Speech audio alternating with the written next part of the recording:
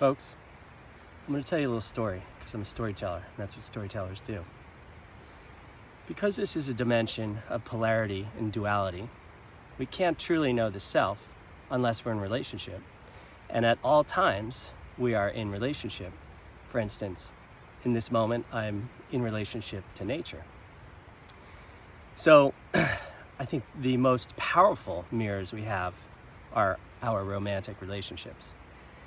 And we come into these relationships like these wide open, our best selves, beautiful souls. And as time wears on, sometimes protections and wounds come up. And then at some point, you're these closed down people and you're just fucking fighting. I have an ex in my life who, although I broke up with her, it was a very deeply wounding relationship. And the reason why it was because for the first time in my life, I saw who I was in relationships. And it was really devastating. And I had so much sadness and shame around it. And, I try to remind myself of what Maya Angelou said: forgive yourself for not knowing what you didn't know before you know it. But, I expect so much more out of myself. But, this morning I was thinking about it, and I kind of reframed it, I thought of myself as kind of a bad person in this relationship, and that was certainly reinforced through her behavior. But, what I realized was it was just all of these unconscious wounds that, exist right beneath the surface. And then the minute you start to feel unsafe, for me, I would be like 1 foot in, 1 foot out, just not honorable things that I would like to live and embody. And we keep trying to be, friends, and like she reaches out to me, and I haven't reached out to her because every time we start this little civility thing, we start, oh, hey, good to hear from you, blah, blah, blah, blah. And then inevitably at some point, and it's so subtle, well, this metaphor is not exactly subtle, but it's like she takes a fucking hot switchblade right into my ribcage. As you can tell, I've been in a lot of knife fights. Okay, I am speaking metaphorically here. But, I don't really know how to get past that. I think that it requires, 2 levels of consciousness to come together at a greater level than where they were. And I guess the reason why I sort of still entertain this, not as a relationship, but like I want a friendship. It's like you spend all this time with somebody and you love them so much, and you know their soul, and you share all these intimate things, and but maybe sometimes it's not possible in this life. I don't know. I mean, I guess the reason why, to complete that thought, I have this feeling that like we're working out past life shit. I mean, maybe I'm just a woo-woo motherfucker, but so I guess really what you need to do, which I haven't really done, is set boundaries. And I had written this long letter and email, and she didn't want to read it, which was very painful. And I don't know what's my point here.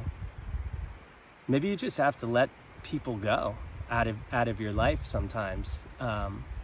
There's been the relationships where it was like clear that you two were never going to be friends or anything like that again. But I guess also why I stay connected to this is because she was my most powerful mirror, and in that, probably my most powerful soul teacher, certainly in relationships. I mean, I feel like,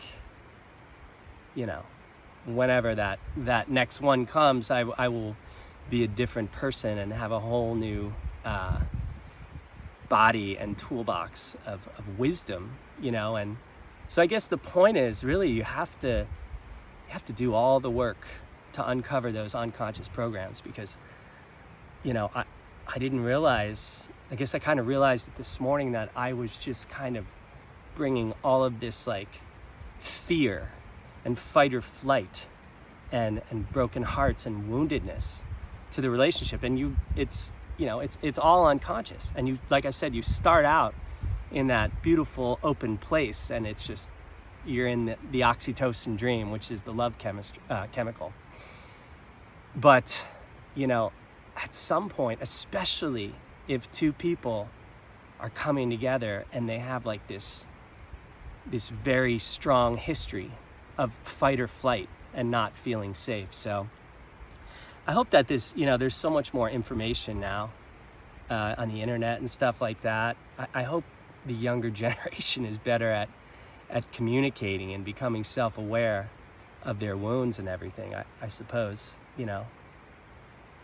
we're all going through this in some way to hopefully teach the next generation and leave some wisdom so that they don't have to, go through the trials, tribulations, and pain that we do. I guess that's always going to be there in the human dimension, but and maybe that just evolves throughout generations in different forms.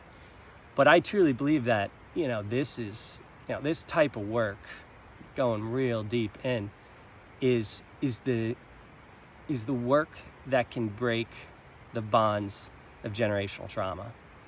So, I would just encourage all of you